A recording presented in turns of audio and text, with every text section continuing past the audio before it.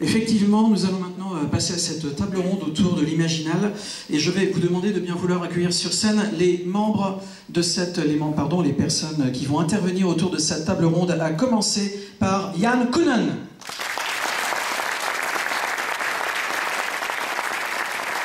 Alexandre Aja.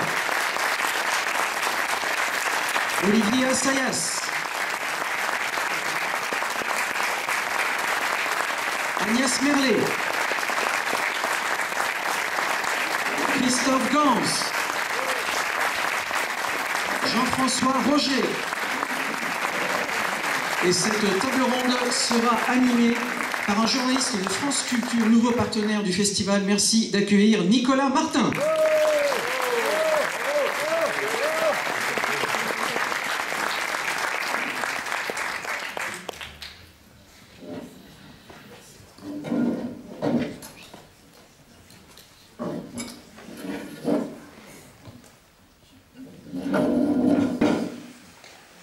Bonjour à toutes et à tous et merci d'être ici pour cette table ronde autour du thème qui s'affiche sur cet écran, en quête de l'imaginal. Alors c'est un drôle de mot, l'imaginal.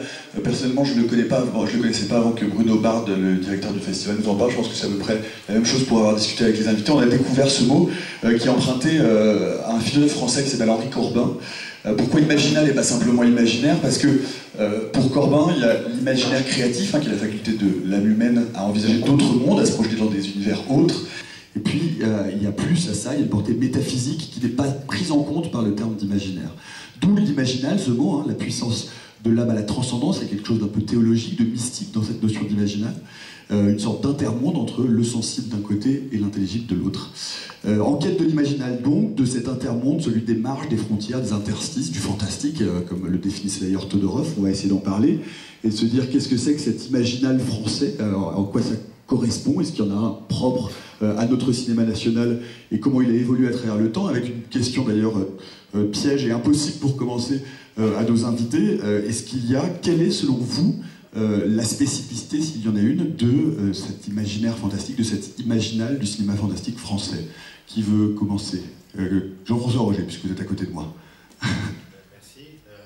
Je suis un peu un imposteur ici, parce que je ne suis pas du tout cinéaste, mais donc mon point de vue sera plutôt celui du spectateur et de celui qui a vu beaucoup de films. La question de l'imaginaire et du réel, en fait, elle est évidemment intrinsèquement liée au cinéma. Alors si on prend l'histoire finalement du cinéma français, on peut dire que cette distinction, elle est née presque avec le cinéma, c'est-à-dire cette fameuse dialectique, ce conflit, en fait, qui est faux, qui est une fausse contradiction, mais qui est représenté, je dirais, par le duel Lumière contre Méliès. Les Lumières auraient été les inventeurs, je dirais, du documentaire, en tout cas du cinéma comme moyen d'enregistrement du réel, et Méliès aurait été l'inventeur du cinéma comme réceptacle d'un imaginaire qui, justement, n'aurait rien à voir avec le réel, ou viendrait plutôt, comment dire, l'augmenter. En fait, cette distinction, elle est assez fausse. Enfin, ça dépend de quel point de vue on se place, si on est plutôt du côté Lumière ou plutôt du côté Méliès. Mais je pense que les Lumières, en fait, ont été des grands truqueurs, des grands inventeurs, les Lumières ont déformé le réel. Et puis je pense que Méliès, il y a une dimension très documentaire chez Méliès. Finalement, c'est dans le cinéma de Méliès qu'on a, par exemple, une vision très très nette et précise de ce qu'était, comment dire, le goût de la Belle Époque, ou même le mauvais goût de la Belle Époque. Et donc, cette distinction-là, elle me paraît illusoire. Même si, après, on en parlera sans doute, dans l'histoire du cinéma français, on ne peut pas considérer que le fantastique a constitué un genre. On peut plutôt, voilà, quand on pense cinéma fantastique français, on pense à des auteurs, on pense à des artistes, on pense à Méliès évidemment, on pense à Cocteau, on pense à Franju, mais on ne pense pas en termes de genre, et finalement c'est pas très grave, parce que, et là aussi c'est peut-être une discussion qu'on pourrait avoir, je ne crois pas du tout à la distinction entre un cinéma qui serait un cinéma de genre et un autre cinéma. Qu'est-ce qui s'opposerait au cinéma de genre? Si on me dit que c'est le cinéma d'auteur, je n'y crois pas du tout. Je pense qu'un bon film de genre est un film fait par un auteur. Donc, toutes ces distinctions réelles, imaginaires, ou documentaires, fiction, auteur, cinéma de genre, je pense qu'elles sont fausses. Elle ne repose pas véritablement sur les expériences que nous propose le cinéma, et notamment le cinéma français, avec sa singularité. Voilà. Christophe Gans, ça veut dire qu'il n'y a pas de cinéma de genre français, le genre n'est pas constitué, le fantastique n'est pas constitué comme genre dans l'histoire du cinéma français?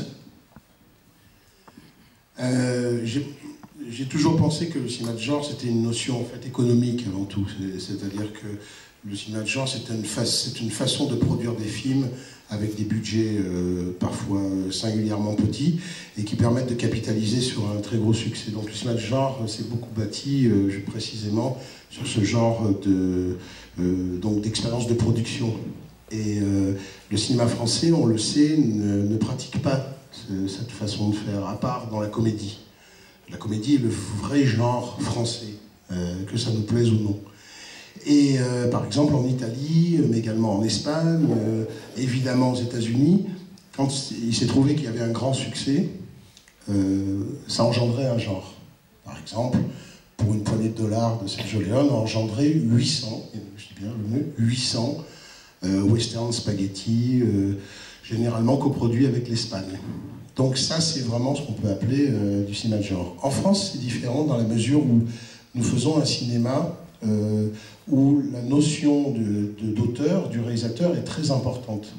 Déjà au niveau juridique, c'est-à-dire que le film est possédé par son auteur, ce qui n'est pas le cas aux États-Unis. Un film aux États-Unis, tout le monde le sait, peut être remonté par le producteur, etc. Ce n'est pas le cas en France.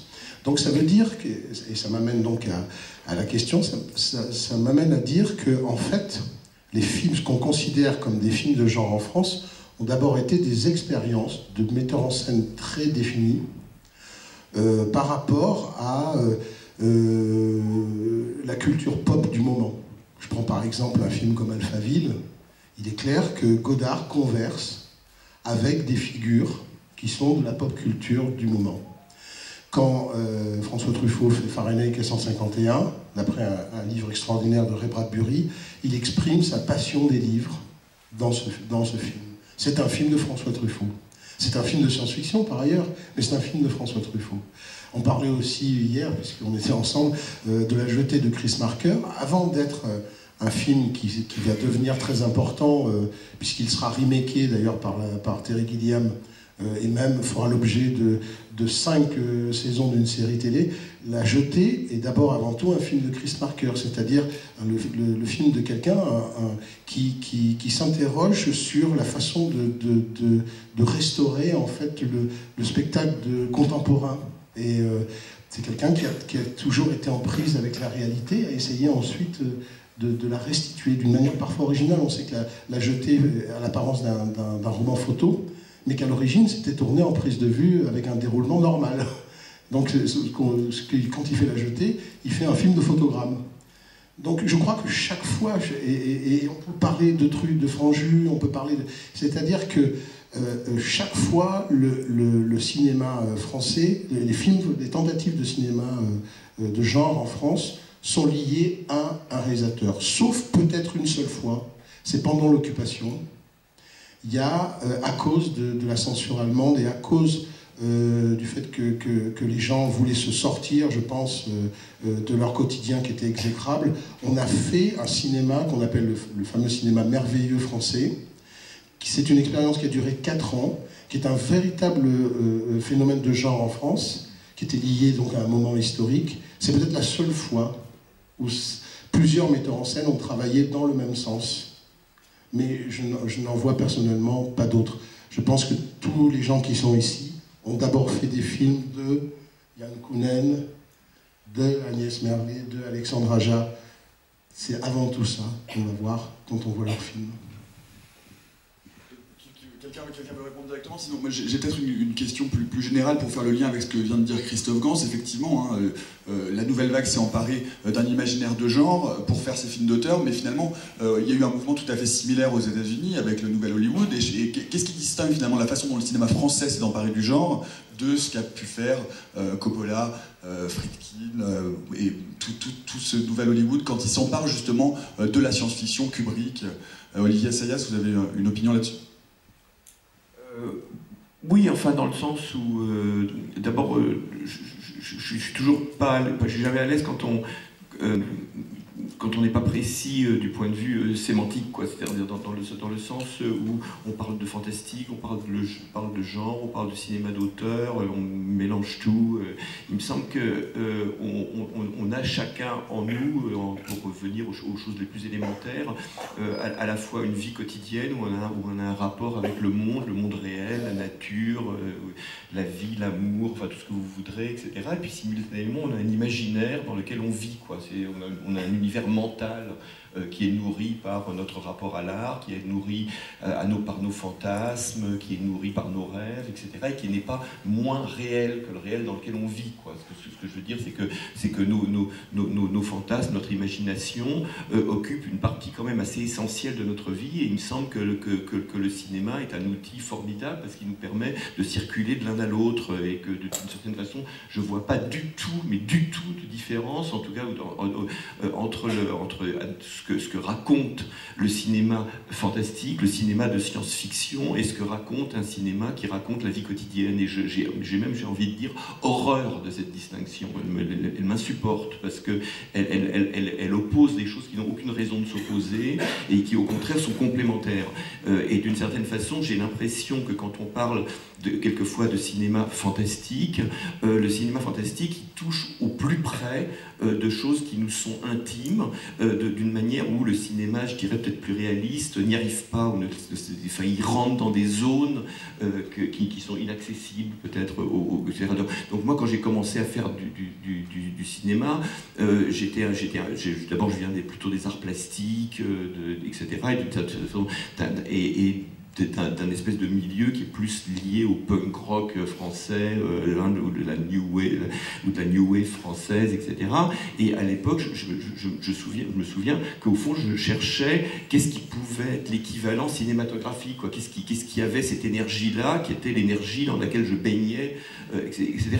Et je l'ai trouvé en voyant Assaut de John Carpenter, mais qui n'était pas encore sorti en France. Je l'ai vu à Londres, et ça m'a complètement halluciné, parce que je me dis, ça y est, c'est ça, en fait c'est ça qu'on cherche, quoi. C'est ça, et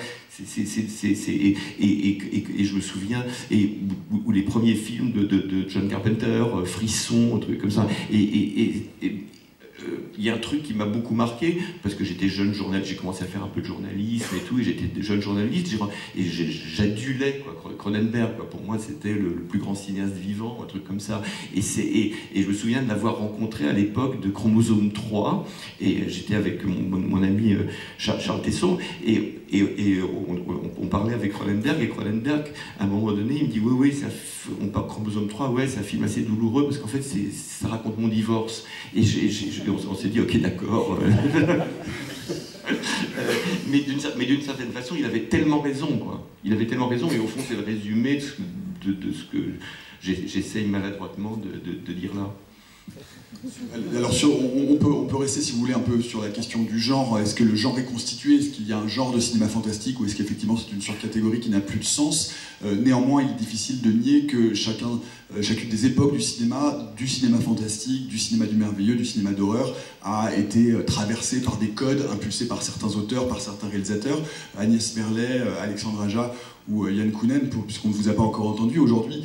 Dans quel imaginaire vous allez puiser, vous, quand vous vous consacrez, quand vous partez dans la réalisation d'un projet de film fantastique, que vous acceptiez que ce soit un genre spécifique ou non, Agnès Merlet? Moi aussi, je veux dire, je viens des arts plastiques, donc l'imaginaire est quelque chose avec laquelle j'ai l'habitude de travailler. Et en général, moi, je pars de quelque chose de très réaliste, comme un fait divers. Plusieurs, Dorothy, il y a eu Le Fils du requin qui est un fait divers où il y a un peu de fantastique dedans. Il y a Artemisia, il y a moins, mais il y a la peinture. Et Dorothy, c'est un fait divers aussi. Et en fait, c'est avec cette connaissance, cette réalité très précise, très réaliste, très documentée, que je vais vers le fantastique. Voilà, c'est ça qui m'intéresse. Mais bon, je pense que sans la réalité, il n'y a pas le fantastique. Donc voilà, c'est comme ça que je travaille. Alexandre Aja, quand vous, par exemple, sur le départ, sur Haute Tension, vous allez puiser de manière très citative hein, dans un cinéma d'exploitation auquel vous rendez hommage avec certaines scènes qui renvoient directement à Lustig. Je pense évidemment à la scène des toilettes de Maniac. Ça veut dire que votre imaginaire à vous en tant que réalisateur, il est avant tout infusé d'un imaginaire anglo-saxon, ou est-ce que vous avez tout de même des influences liées à l'imaginaire fantastique français? Alors, c'était vraiment... c'est vrai qu'Haute Tension était un film plutôt postmoderne dans la citation et dans l'hommage, et aussi parce que c'était comme ça que mon imaginaire de l'horreur s'était construit, en référence à des livres, à des films, à des sensations que j'avais ressenties en voyant tous ces films qui m'avaient absolument traumatisé.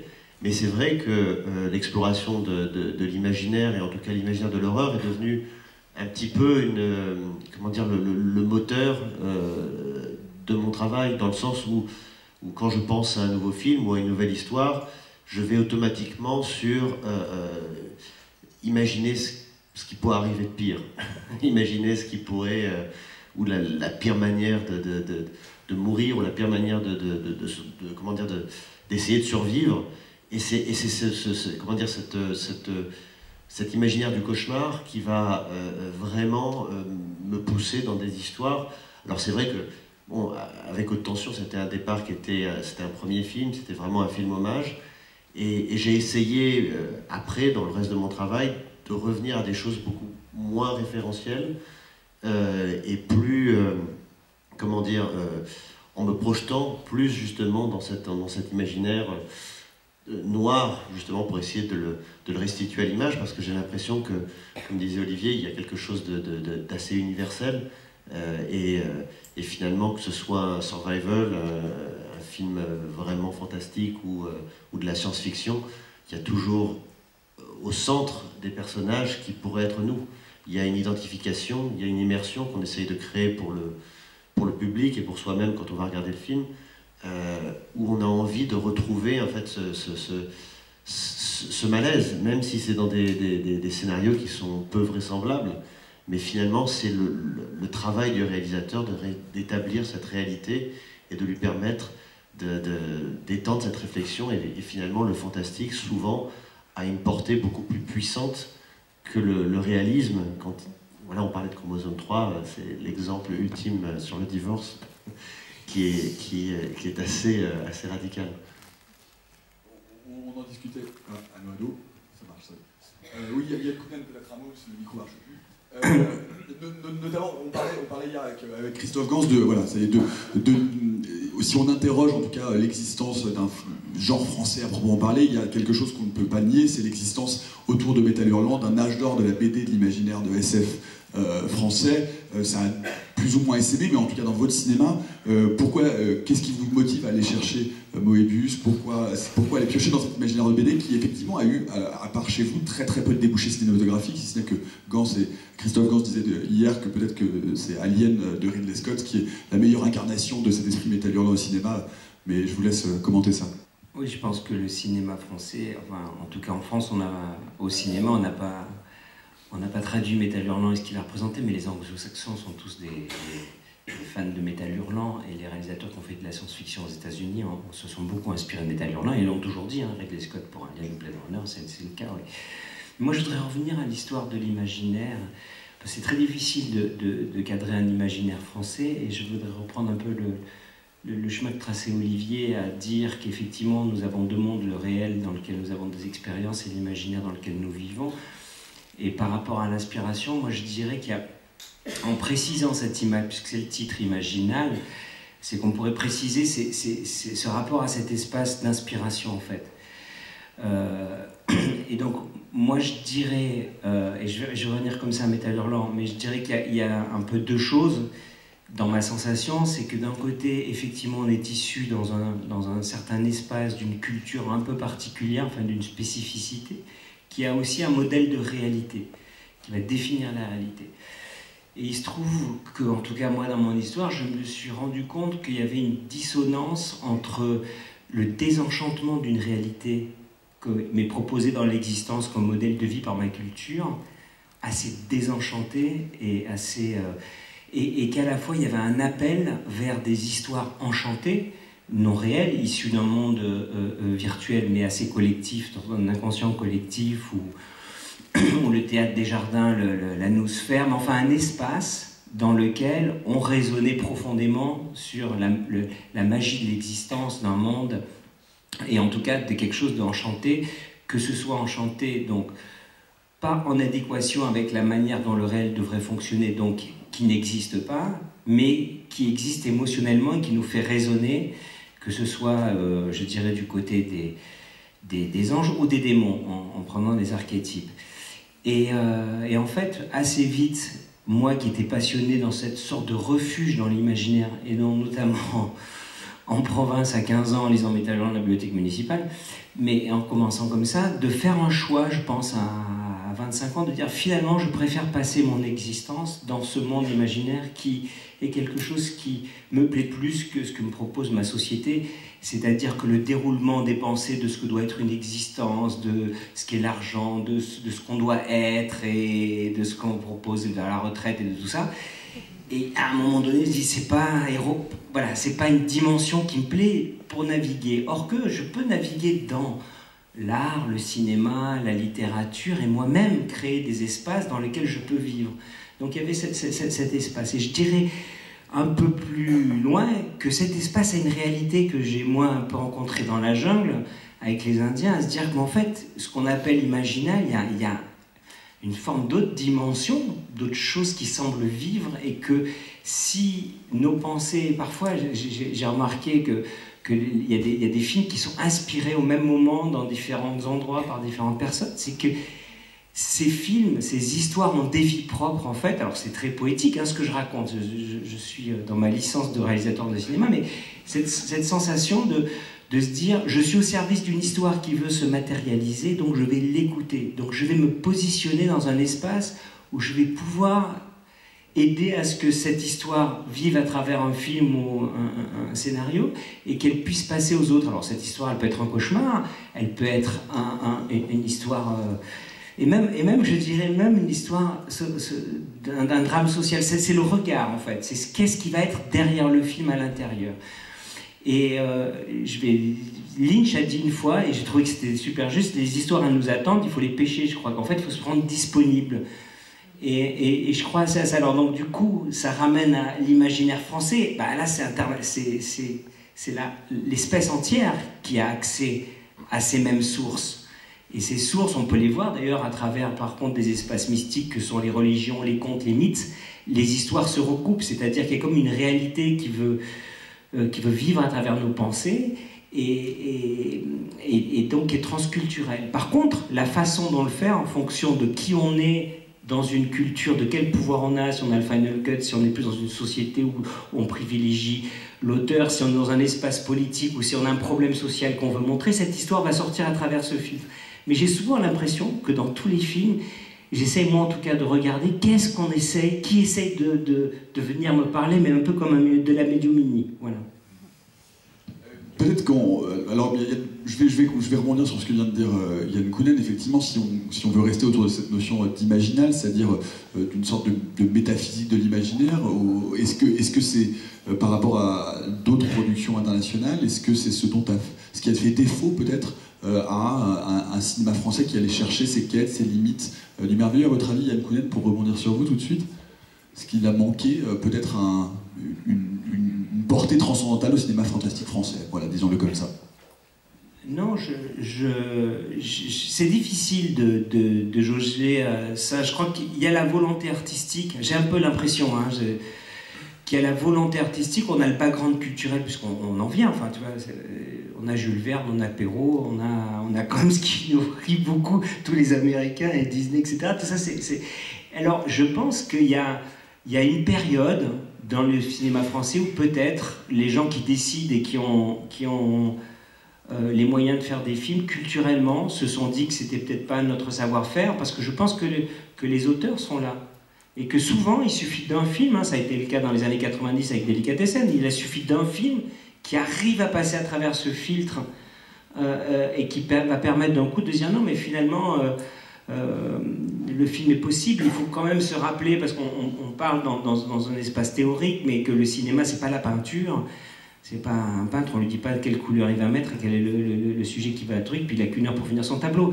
C'est-à-dire que c'est une industrie, c'est-à-dire que sur un film, c'est une PME, donc à un moment donné, il y a des gens qui vont devoir croire que le produit, excusez-moi, mais c'est quand même ce à quoi on est confronté, le produit qu'ils vont financer a des chances de trouver des acquéreurs. Voilà. Est-ce qu'il n'y a pas, dans ces gens-là, un sentiment que le savoir-faire n'est pas français? Je ne sais pas, parce que j'ai l'impression, moi, toujours, qu'il y a une volonté des cinéastes pour faire ce genre de film en France, voilà. Non, moi je voudrais juste compléter ce que dit Yann. C'est d'abord que moi je me suis jamais vécu comme un cinéaste français. Enfin, je veux dire, il se trouve que je suis français, je fais des films, mais j'ai eu l'impression de la chance de pouvoir dialoguer avec le cinéma du monde entier. Donc tout d'un coup, à un moment donné, est-ce que c'est bien, pas bien qu'on fasse plus ou moins de films fantastiques en France? Comme tout à l'heure, maintenant il y a des subventions pour faire du cinéma fantastique. Bon, très bien, tant mieux, super. Je veux dire, moi, quand j'ai essayé d'écrire des films qui relevaient du fantastique, j'étais viré en sous-commission au CNC, mais ce que je veux dire, c'est que mon influence qui m'a marqué, c'était la rencontre avec encore une fois, jeune homme, avec un cinéma fantastique, enfin, de genre américain, parce que c'était celui des cinéastes qui avaient mon âge, qui débutaient et qui faisaient des films sans un rond.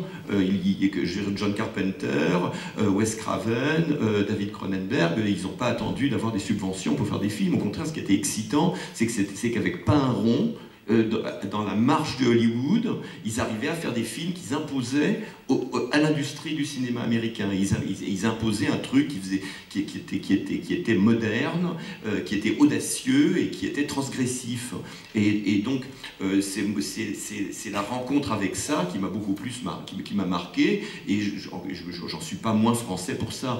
De la même manière, comme Christophe Gans, il y a un moment donné où quand l'un et l'autre, je crois, on a commencé à faire du cinéma, c'était aussi parce qu'on était déterminés, marqués par le cinéma asiatique. Je veux dire, on s'est formé en regardant les films, en étant impressionné par les films d'arts martiaux, de KPDP hongkongais, parce que ces cinéastes osaient faire des trucs qui étaient le cinéma du futur. Je veux dire, ce cinéma aujourd'hui, là, il est moins intéressant parce qu'il a été bouffé par Hollywood, il a été utilisé par tout le monde, etc.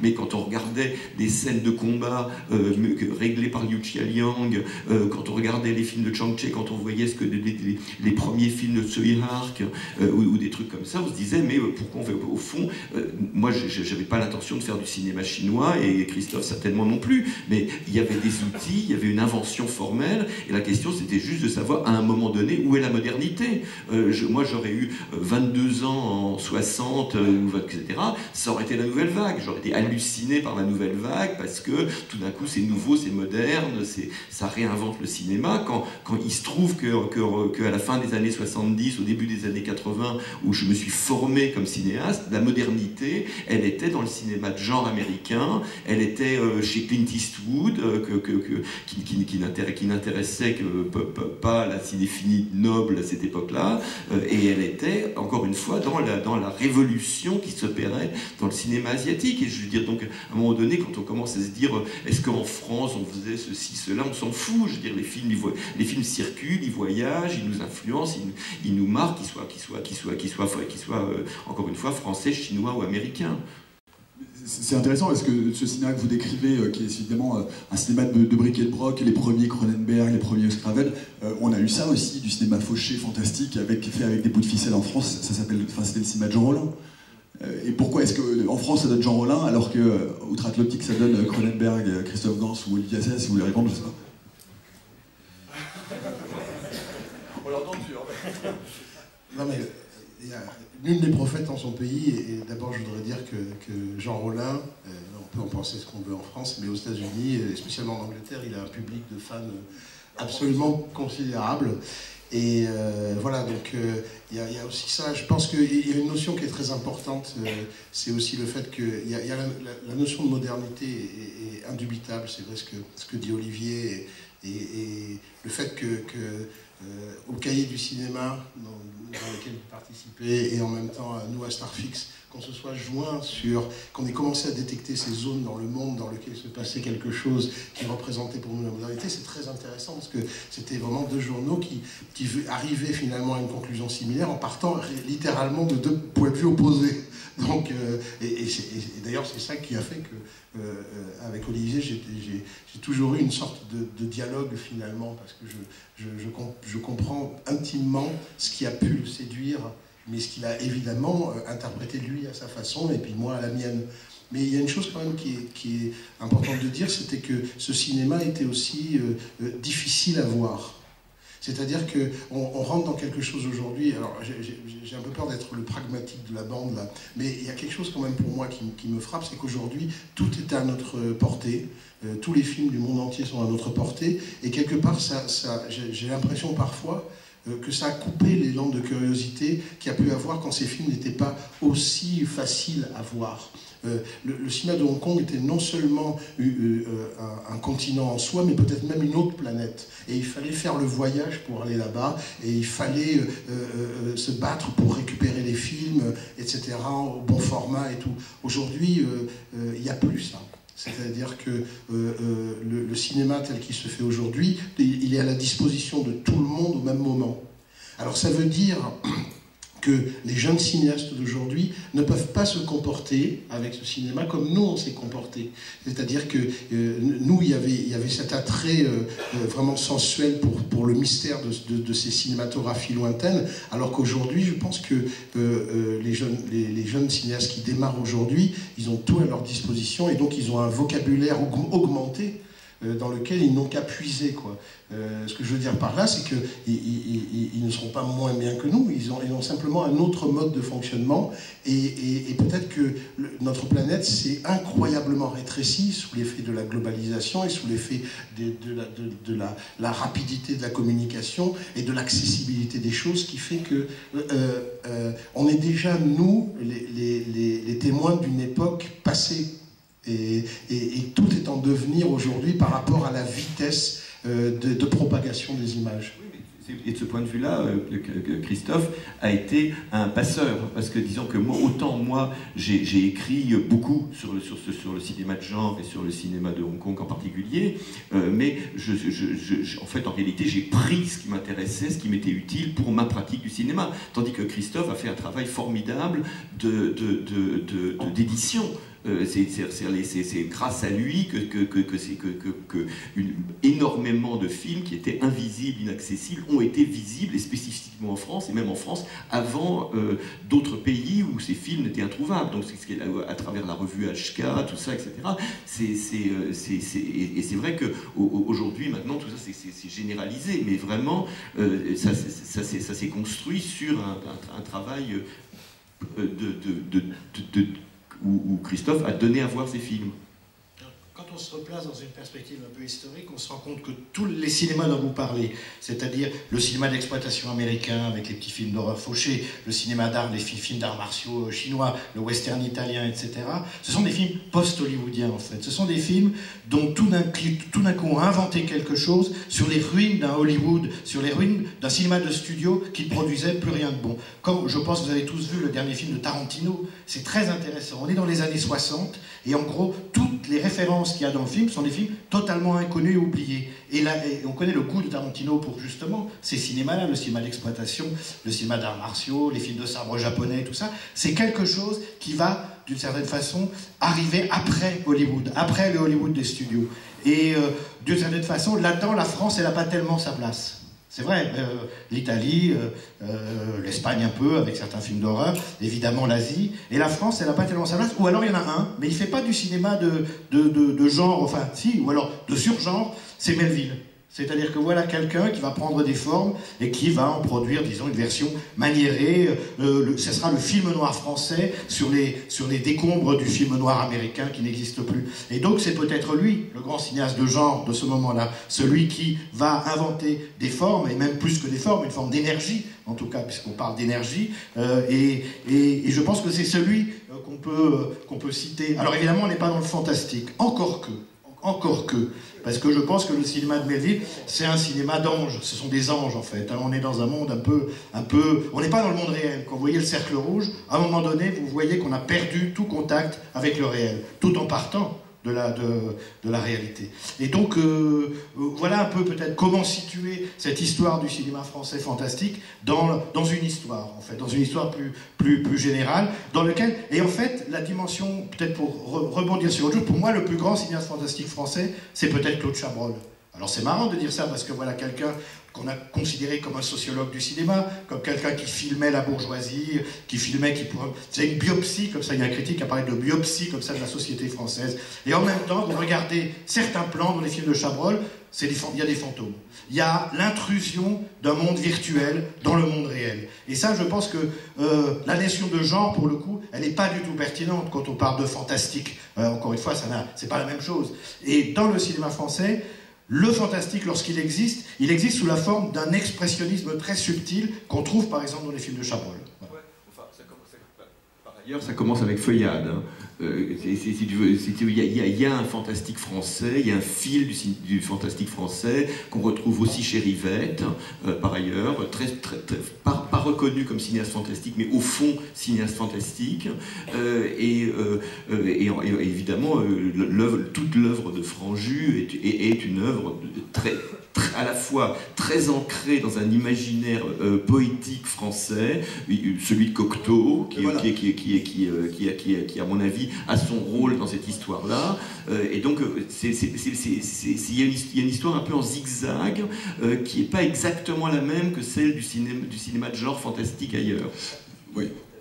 J'ai une question. On a l'impression qu'en fait il y a deux traditions dans l'histoire du cinéma français qui se font pas, qui sont côte à côte et il y a une tradition, je dirais purement réaliste, un peu basilienne. Voilà, le cinéaste enregistre le réel, et puis il y a une tradition surréaliste.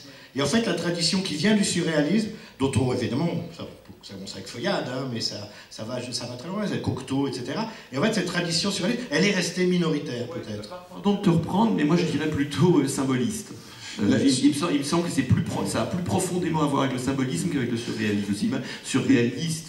En même temps, c'est intéressant cette question du cinéma surréaliste. On peut en parler peut-être un mot à Christophe Gans, puisque effectivement, Cocteau, La Belle et la Bête, c'est un film qui va marquer des générations de cinéma vraiment à l'international. C'est un imaginaire français qui est très lié à un imaginaire artistique, justement surréaliste. Comment est-ce qu'on se réapproprie ce qui ensuite a été finalement dévoyé et complètement noyé par l'imaginaire Disney international? Oui, ça c'est... Enfin, moi je suis un fan de Cocteau, en fait, depuis très très longtemps, depuis que je suis enfant, aussi parce que j'ai lu son livre sur le cinéma, où il raconte comment il fait ses films, comment il utilise le ralenti, comment il utilise le fait de faire revenir la pellicule en arrière, etc., pour créer des effets. C'est un livre que j'ai lu avant celui de Truffaut Hitchcock, et qui a été réellement une bible pour moi. Je crois que je devais avoir 8 ans quand j'ai lu ce bouquin. Et c'est un livre qui m'a incroyablement marqué. Et après, quand je faisais mes premiers films Super 8, j'essayais de reconstituer ce que faisait Cocteau. Je veux dire, en bidouillant la caméra, parfois en la cassant d'ailleurs, à force de la bidouiller, parce que c'était des petites caméras Super 8. Mais je sais que Cocteau, pour moi, a été vraiment quelqu'un d'extrêmement important. Et puis aussi parce qu'il hante mes souvenirs d'enfant à cause de sa voix particulière, à cause de Orphée. Mes parents, évidemment, m'avaient laissé regarder Orphée et La Belle et la Bête, et il y a cette voix qui sort de la radio et qui est devenue un truc très, très particulier. Donc je sais que Cocteau, pour moi, il est en fait dans tous mes films, bien avant La Belle et la Bête, quand Crying Freeman arme son revolver et qu'il y a un signe qui se déploie au même moment, pour moi c'est un plan cocteauien. C'est-à-dire que j'ai mis ce signe en disant il arme son revolver, il va y avoir un signe qui ouvre les ailes. Je ne sais pas d'où ça vient, je ne cherche pas à savoir d'où ça vient, mais je sais que quelque part ça me rattache à la façon dont Cocteau crée des images, et ça me plaît, et je me sens proche de lui aussi, Simplement parce qu'il s'exprime dans ma langue. Moi, le fantastique, je ne l'ai pas découvert en allant au cinéma, je l'ai découvert en lisant des livres. Je fais partie d'une génération qui a beaucoup lu. Pour moi, le fantastique, ça a d'abord été des gens comme Jean Rey, Claude Seignol, Hans Sewers, voilà. Moi, Gustave Le Rouge, pour moi. Voilà, Gustave Le Rouge, etc. C'est-à-dire que j'ai d'abord énormément lu, et puis j'ai commencé à aller au cinéma, essayer de chercher les sensations que la lecture m'avait procuré. Et c'est là où on revient, c'est que des années plus tard, en tant que critique de cinéma, j'étais allé voir un cinéaste très important, d'ailleurs dont j'avais fait la première interview, qui s'appelle John McTiernan. Et une des premières choses qu'il m'a dites et qui m'a frappé, et qui me reste dans la tête, c'est à un moment donné, je lui ai demandé d'où venait notre amour pour le cinéma, et d'où venait le sien en tout cas, et il m'a dit, nous cherchons, ne serait-ce que pendant quelques secondes, à atteindre l'intensité du rêve. Et c'est une phrase qui m'a... Je ne sais pas où il l'avait pêché, j'imagine qu'elle est de lui, hein, mais brusquement ça faisait sens, parce que quelque part c'était une phrase qu'aurait pu dire Cocteau. Et je trouvais que voilà, il y avait quelque chose comme une réalité du cinéma, une réalité par rapport à l'imaginaire et par rapport à la fonction du cinéaste, etc., qui se révélait. Donc je pense que l'imaginaire français, il est d'une manière ou d'une autre très profondément ancré dans la littérature et dans la façon d'enregistrer d'abord en soi des choses qui ne sont pas encore des images, mais qu'on se projette dans notre crâne. Et des idées. Donc je pense que c'est aussi ce qui a fait... Alors que vous voyez aux États-Unis ou en Angleterre, ça a d'abord été la technologie qui a forgé l'image. Nous, peut-être que le fait qu'on soit un vieux peuple, un vieux continent, eh ben, l'imaginaire français est d'avant le cinéma. Je ne sais pas si je me suis bien exprimé. Bah, c'est-à-dire, il y a une question qui est celle de l'apparition à un moment donné des effets spéciaux. Si tu veux, d'une culture technique qui a été d'abord anglo-saxonne. Parce qu'il y a des gens comme Ray Harryhausen qui faisaient des films. Je veux dire, il y a toute une culture technique qu'on a adoptée en France, mais qui ne vient pas de chez nous. Oui, bien sûr. Moi, je dirais que la façon d'utiliser les effets spéciaux de Méliès, c'est comme les effets spéciaux chez Cocteau, c'est-à-dire que c'est pas de la technologie, c'est une façon de prendre une caméra et de trouver quelque chose à faire avec. C'est de détourner presque le sens de l'objet. Moi, c'est ça qui me fascine chez Cocteau et chez Méliès, c'est que c'est pas de la technologie. C'est autre chose, c'est d'illusion, quoi. Ça commence comme un outil de projection pour des spectacles de magie. Oui, c'était même pas du cinéma au départ, c'était juste la caméra devait être là pour projeter un complément du spectacle de magie. Et je pense qu'aujourd'hui, ce qui pour moi fait la différence entre les bons et les mauvais films d'effets spéciaux, c'est précisément les films qui arrivent, même malgré le déploiement du numérique, etc., à utiliser encore la caméra comme un objet dont il détourne le sens. Voilà. C'est-à-dire que je pense que, par exemple, je trouve les effets spéciaux aujourd'hui incroyablement bien faits. Jamais on aurait pu imaginer que les effets spéciaux soient aussi bien faits. Et en même temps, je suis constamment surpris par le dédain, voire le mépris qu'une grande partie du public voue à ces films. Mais c'est peut-être parce que, précisément, la notion artisanale, mais artisanale au sens de l'imaginaire, c'est-à-dire de la reconformation de la caméra, n'est pas là.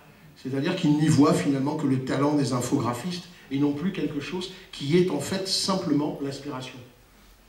Il y a peut-être un mot intéressant, parce que là on a parlé effectivement du polar comme, de Melville comme constitutif effectivement d'une partie de cet imaginaire. En tout cas, il a fait école, il est reconnu internationalement, la nouvelle vague évidemment, et puisqu'on a Alexandre Aja, c'est intéressant, puisque la French Frayeur, donc ce mouvement que vous avez initié avec d'autres réalisateurs comme Serge Kalfoun, Pascal Logier, Alexandre Duvels, on l'appelle à l'international, c'est aussi la New Wave French Horror, c'est-à-dire que vous êtes la nouvelle vague d'aujourd'hui, les nouveaux Truffaut, mais du côté gore. Quel regard vous portez-vous sur cet imaginaire collectif qui aujourd'hui vous dépasse et que vous avez contribué à initier? Qui me dépasse complètement, parce que j'ai vraiment, quand on fait haute tension, C'est un deuxième film après un film de science-fiction qui a été présenté ici qui s'appelait Furia, qui a été un échec absolument gigantesque. Donc c'était vraiment, on n'avait aucun espoir sur la vie de ce film et sur ce qui allait se passer. C'était vraiment, on avait envie de rendre hommage, de rester dans ce suspense.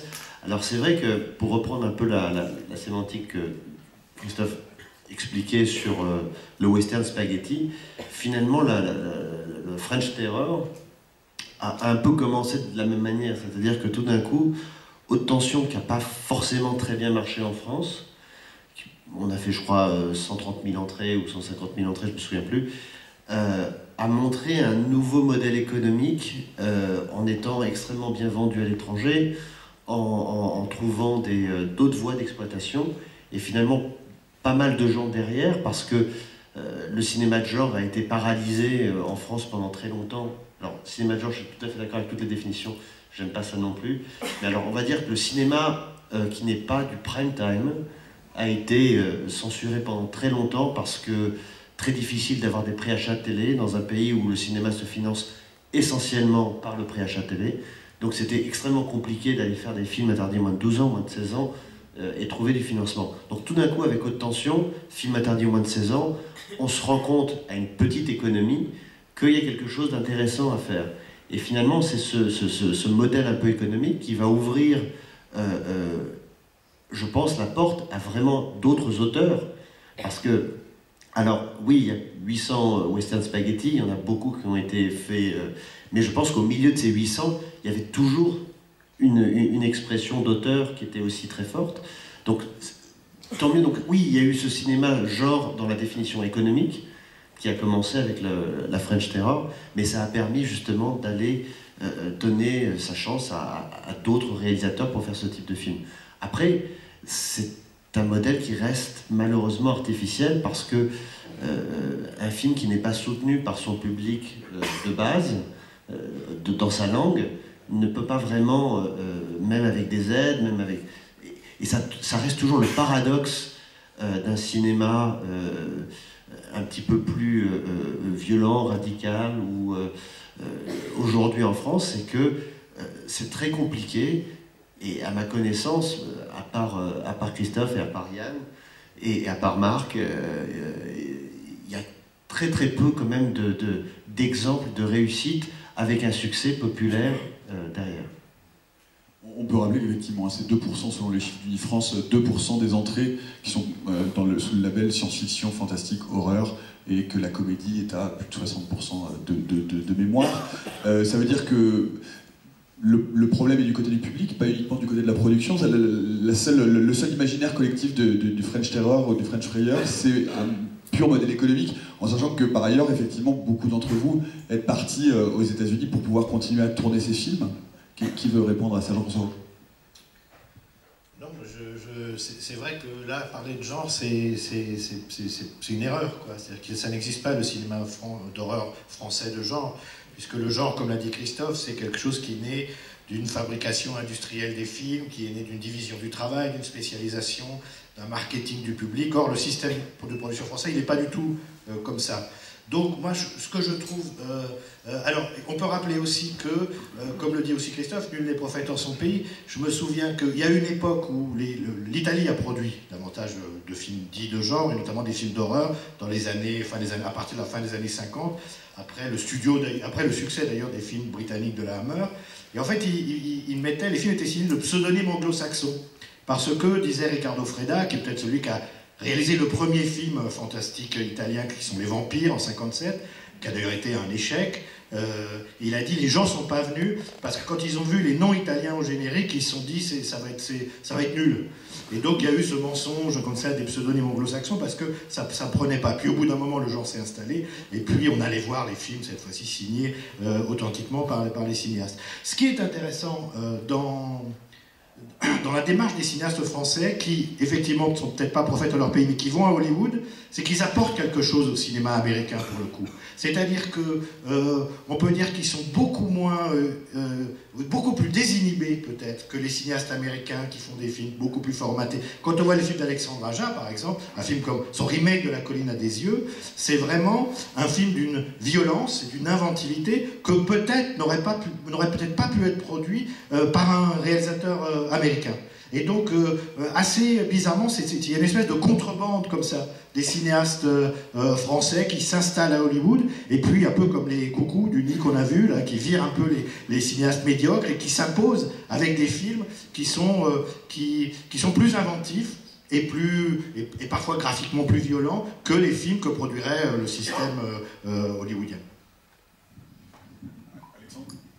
C'est assez vrai en fait, parce que j'ai eu en fait la chance et le privilège de justement venir de France dans un système où la liberté artistique n'est même pas un sujet au sein de la fabrication d'un film.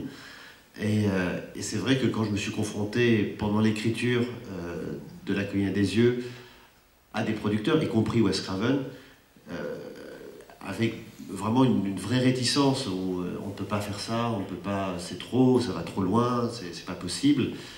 Et j'ai eu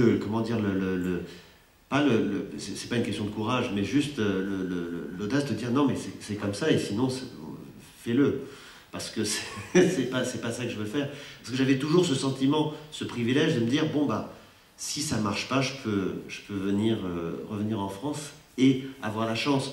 Il y avait pas de pression, parce que venir de l'étranger, c'est de venir d'une autre culture où le cinéma existe, où le cinéma est très fort aussi. Donc il n'y avait pas besoin, c'est-à-dire qu'un jeune réalisateur américain qui se serait retrouvé à ma place, à la moindre pression, à la moindre menace, aurait reconsidéré le problème. Et c'est vrai que La colline s'est fait dans le combat avec, pas seulement le studio, mais avec aussi Wes. Après, on s'est retrouvés, et je pense que Wes était très heureux du film à l'arrivée, mais il y avait quelque chose où on allait trop loin, où on se permettait des choses, et à chaque fois on me disait mais t'es français, tu comprends pas. C'est un truc, tu ne peux pas faire ça. Et finalement, j'étais pas français, je faisais partie du public. Et le film que j'avais envie de voir, c'est celui que j'avais l'intention de faire. Et finalement, ça a marché, j'ai eu de la chance. Mais c'était pas une évidence. Mais c'est vrai que venir de l'étranger m'a donné ce regard, cette force de pouvoir amener des choses un petit peu... d'aller plus loin dans la provocation, dans la violence et dans la brutalité, qui n'était pas forcément ce qui était convenu à l'époque. J'aimerais, parce qu'on arrive dans les dernières minutes de cette table ronde, donc j'aimerais faire un dernier tour de table, peut-être autour d'une question. Je sais qu'elle était chère à Bruno Bard, sur l'évolution de cet imaginaire et cette dilution en fait aujourd'hui dans les nouveaux modes de production cinématographique, et notamment dans la surabondance de production sérielle sur les plateformes. Est-ce qu'aujourd'hui ça a encore un sens de pouvoir penser la production française comme marginal dans le sens créatif, c'est-à-dire dans quelque chose qui apporte une plus-value dans l'imaginaire, dans la façon de réaliser, dans la narration, alors que on voit aujourd'hui qu'effectivement toutes les séries qui viennent d'Allemagne, d'Espagne, de Grande-Bretagne arrivent finalement à produire un contenu imaginaire de qualité, et que la France semble encore une fois être un peu sur le côté. Qu'est-ce que vous en pensez les uns les autres? On commence par Yann Kounen tout au fond et puis on remonte. Moi je sais pas, c'est toujours ce truc sur la France, et au fond il y a peut-être une super série ou un film fait par un réalisateur français mais tellement fan de Hong Kong comme moi je le suis aussi, et des États-Unis, que la particularité française c'est l'espace qu'on va lui donner de liberté peut-être, et d'un autre côté il va y avoir un film anglo-saxon qui va sortir qui est totalement influencé par la littérature, la bande dessinée ou même des choses du cinéma français. Donc tout ça est beaucoup plus dilué. Est-ce que le fantastique va exister plus là du coup par rapport à cette question sur les séries? Est-ce qu'elle le peut?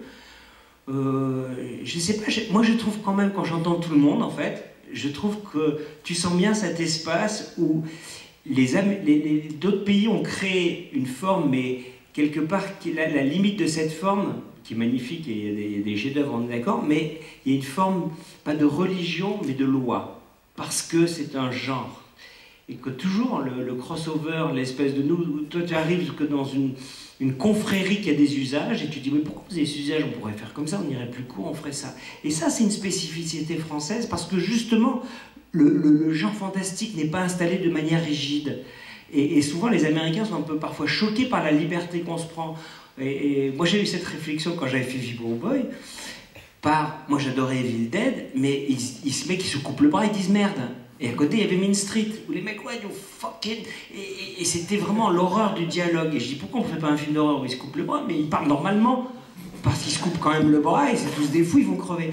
Et ce crossover est encore très très difficile pour un Américain. Voilà. Et voilà, donc la spécificité, c'est quelque chose qui va nous permettre d'arriver à un endroit, et que ce soit produit hors de France par un... J'ai l'impression qu'on existe de toute façon, quoi, quelque part. Bon. Je sais pas. Moi, je pense toujours fantastique, pas français. Et je me dis, je crois toujours, j'ai cette espèce, c'est un élan, hein, de dire c'est pas grave, on va arriver à faire de la science-fiction, peut-être pas au niveau des moyens qu'ils ont, mais ça jaillit, ça sort parce que des cinéastes sont inspirés, que le système le permet. Il faut que des producteurs soient inspirés aussi. Voilà. Oui, c'est ça, c'est des producteurs, puis des auteurs, des cinéastes qui ont envie d'amener. Encore une fois, c'est en Espagne ou en Italie, les séries dont on parle, bon, bah, ça va être une personne qui va avoir une idée, ça va être quelque chose, c'est chaque fois très personnel, c'est pas en fonction du pays. Après, pour juste rebondir sur ce que disaient Olivier et Christophe, sur les différentes époques, et aujourd'hui, le fait qu'on a accès à tout d'un coup, c'est aussi assez incroyable d'être dans une source complètement anachronique. Et je pense que pour une nouvelle génération de réalisateurs, c'est fabuleux de pouvoir justement puiser partout, parce que ça va créer... alors, le cinéma ou la série télé n'est pas forcément dans la référence en permanence, mais c'est vrai que ça va nourrir un imaginaire complètement différent, où finalement des anciennes références plutôt oubliés vont réapparaître avec la même présence que le dernier film.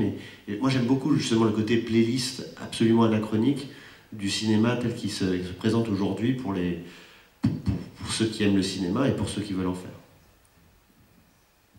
Non, mais je suis parfaitement d'accord avec ce que vient de dire Alexandre, enfin dans le sens où aujourd'hui il y a une cinéphilie qui est absolument différente de celle d'autrefois, dans le sens où effectivement on a accès à des films qui étaient invisibles, inaccessibles, impossibles, et que d'une certaine façon on peut tout voir à la fois et être chacun réinventer sa forme de rapport avec le cinéma. Et donc ça, il me semble que c'est quelque chose qui vaut pour la France, mais qui vaut pour le monde entier, et qui est le moteur de la transformation du langage cinématographique. Moi, je vais néanmoins juste évoquer un truc dont on n'a pas parlé. Il me semble que quand on parle de cinéma fantastique, il faut aussi en parler, c'est-à-dire qui est la question... de la présence du mal, parce que tout à l'heure on a parlé plusieurs fois par exemple de Méliès. Moi j'aime bien Méliès, hein, je veux dire, mais effectivement il vient d'un truc un peu forain, quoi. Donc du coup il y a ce côté émerveillement, machin, etc. Et moi j'ai toujours opposé d'une certaine façon Méliès à Kenneth Anger, et Kenneth Anger pour moi est le cinéaste fantastique ultime, parce que c'est celui qui considère que le cinéma peut être de la magie noire, et que c'est dangereux, et que d'une certaine façon on représente des trucs... Moi j'aime pas du tout cette idée ludique du cinéma fantastique. Il me semble que quand on touche au mal, il faut être dans cette question-là et être ébranlé par lui. Et d'une certaine façon, quand je parle de Wes Craven, quand je parle de Cronenberg, je dis pas c'est super, j'ai fait le grand 8 à Euro Disneyland, quoi. Je veux dire, ça m'a fait peur parce que ça m'a touché dans des trucs qui me dérangent profondément. Et quand Kenneth Anger, lui, dit « Je ne suis pas cinéaste, le cinéaste, je m'en fiche, je veux plus être cinéaste, je veux être magicien, et je veux comment dire, invoquer Lucifer, eh ben, il est peut-être plus dans une vérité artistique que la plupart des cinéastes. Voilà, il me semble que là, la cinéphilie gomme un peu ce genre de truc, mais il me semble que quand on pratique le genre et qu'on s'interroge sur ce dont il s'agit, on est traversé par ça et on est directement concerné par ça. Bon, moi, je suis la seule femme dans cette table ronde, donc je vais en profiter un petit peu pour parler de ça, parce qu'on a parlé des seuls films fantastiques qui ont marqué. Bon, je pense qu'on en a oublié plusieurs qui ont été faites par des femmes, enfin, en particulier Grave, Julia Ducournau et Revenge. Et voilà. Bon, moi, j'ai fait des films en anglais parce que je n'ai pas pu faire de films fantastiques en France. J'ai eu un projet et bon, on m'a reproché, effectivement, même à l'époque du Fils du requin où il y avait du fantastique, dans les commissions, que moi, je n'étais pas une cinéaste française. Donc c'est pour ça qu'au bout d'un moment, je suis partie faire mes films en Irlande parce que j'ai eu l'opportunité. Et bon, je vois aujourd'hui des nouveaux cinéastes, bon, les deux femmes dont j'ai parlé et d'autres plus jeunes. Et moi, je trouve dommage, tous les réalisateurs autour de moi ont dit bon, je ne suis pas français. Bon, je trouve dommage que en fait, les talents français partent aux États-Unis. Que bon, on n'arrive pas, je ne sais pas, à se souder pour faire quelque chose qui est vraiment une nouvelle vague du fantastique en France. Olivier, tu parlais par exemple de la nouvelle vague française. Bon, je me serais intéressée à la nouvelle vague, mais tu vois, par exemple, au Japon, ils ne sont pas venus en France faire les films français. Ils ont créé la nouvelle vague au Japon. Oui, voilà. Non, mais je vois pas pourquoi forcément on doit aller dans le pays où ça se passe, quoi. Enfin, je trouve ça dommage. C'est tout ce que j'ai à dire. Voilà. C'est intéressant ce que tu viens de dire. Moi j'ai fait 2 films ancrés dans la culture française qui sont Le Pacte des loups et mon adaptation de La Belle et la Bête, qui est tirée d'un conte qui a été 2 fois illustré par des écrivaines. Et pour moi, c'était très important que ces 2 films soient tournés en français, alors qu'on m'avait demandé expressément de les faire en anglais, l'un comme l'autre. Mais je me suis tenu. Je crois que c'est Alexandre qui disait que un genre ne peut pas exister s'il n'a pas un ancrage local, si d'abord il n'a pas de succès dans son propre pays. Donc Le Pacte des loups et La Belle et la Bête avaient été faits, en tout cas, avec cette philosophie en tête. Néanmoins, autant pour Le Pacte des loups, ça s'est très bien passé, parce que l'idée de faire ressurgir cette vieille légende de la bête du Gévaudan, c'était une idée qui s'est révélée finalement incroyablement payante. Et en plus, le film a voyagé, et les gens d'autres pays ont regardé le film comme un objet exotique particulièrement séduisant, donc c'était formidable. La Belle et la Bête, je suis allé au-devant d'une déception très importante. J'ai organisé une projection en France, une des premières projections, et quelqu'un dans le public, et j'ai vu beaucoup de têtes s'agiter disant « Ah oui », m'a demandé pourquoi dans mon film il n'y avait pas les tasses qui chantent. Et évidemment, les tasses qui chantent, comme ceux qui rigolent le comprennent, c'est-à-dire c'est les petits animaux amusants dans le film de l'adversion de Walt Disney. Et je leur ai dit, non, moi je suis remonté aux origines du conte, qui est un conte français, ah bon, et puis qui a déjà été illustré par un Français, Jean Cocteau, un film noir et blanc, ah bon, avec Jean Marais, hein. Et là j'ai eu un choc, c'est-à-dire que je me suis rendu compte finalement que j'étais devant ce public, un réalisateur français qui avait adapté un dessin animé de Walt Disney. Et ça a été un choc. Je me souviens très bien en avoir parlé avec mon producteur, Richard Grandpierre, à la sortie. J'ai dit, en fait, ça, on n'aurait pas pu le prévoir. Et je crois que c'est pour dire en fait qu'il y a quelque chose qui nous arrive dessus, qui est la globalisation de l'entertainment. Récemment, Olivier, tu as fait une interview très intéressante sur ton rapport avec les films de super-héros, avec Marvel, que j'ai lu avec beaucoup d'intérêt, et dans lesquels tu dis effectivement que le problème qu'on a, c'est que ces films-là qui nous matraquent sont en train de formater le public d'une certaine manière, et que même le public français ne sait plus qu'à l'origine, La Belle et la Bête, c'était un roman, puis un conte court français, et aussi un chef-d'œuvre extrêmement important de Jean Cocteau. Donc ça, c'est par contre quelque chose qui, à mon avis, doit nous déterminer, c'est-à-dire que, d'une certaine manière, par rapport à cette globalisation de l'entertainment, on sera obligé dans les années à venir à réellement faire valoir nos personnalités, parce que c'est la seule façon et quelle qu'elle soit d'ailleurs nos personnalités de Français, de Françaises, mais il va falloir que pour qu'on fasse un film intéressant, on s'extirpe de ce modèle qui consiste à envisager le public comme un fromage découpé en sous-publics sociologiques, et qui fait qu'aujourd'hui, pour moi, le grand péril, il est là. C'est ça qui est en train de ratatiner l'imagination. Donc voilà, c'est ce que je voulais dire, c'était que il faut prendre le maquis.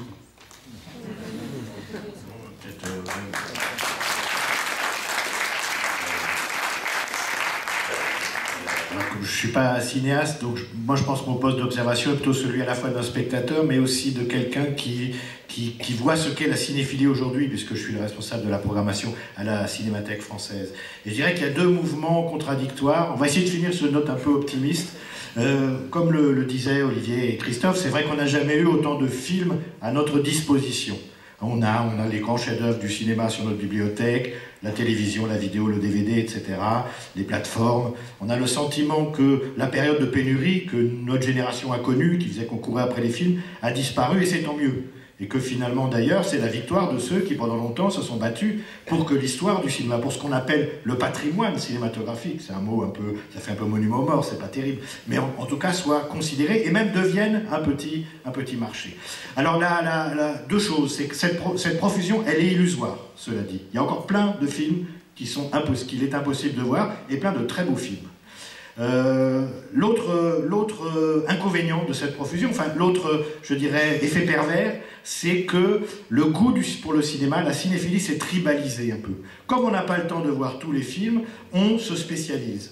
Et là, c'est terrible, parce que ça, c'est le contraire de ce qu'est la cinéphilie. La cinéphilie, c'est l'amour du cinéma comme un moyen d'expression au-delà de la question du genre, de la nationalité, etc. Donc il y a ce mouvement-là, cet effet pervers-là. Mais il y en a un autre aussi, qui est finalement qu'on constate lorsqu'on voit au Festival de Gérardmer et qu'on voit les 10 films en compétition, c'est que la notion, les contraintes imposées par les genres, eux-mêmes imposées par une certaine industrialisation de la production, sont en train de disparaître. Il est très difficile aujourd'hui, quand on voit les 10 films en compétition au festival, de se dire, mais tiens, c'est des films de genre, ça appartient à tel genre, ça faut le mettre dans cette case, etc. Tout comme le cinéma aussi est en train de se diluer, de vivre à travers des séries télévisées, à travers d'autres formes que celles qu'on a longtemps connues. Alors on peut se dire, c'est peut-être une chance, on est à la croisée des chemins, je pense à la fois, on est dans cette tribalisation qui est plutôt pas une bonne nouvelle, et en même temps, on est dans cette prolifération de la forme cinématographique, on est dans cette disparition de ce qu'ont été pendant des années, pendant des décennies, les conventions du cinéma, et donc peut-être il y a encore beaucoup de raisons d'espérer. Voilà. Ce sera le mot de la fin. Merci beaucoup. Merci à tous d'être venus.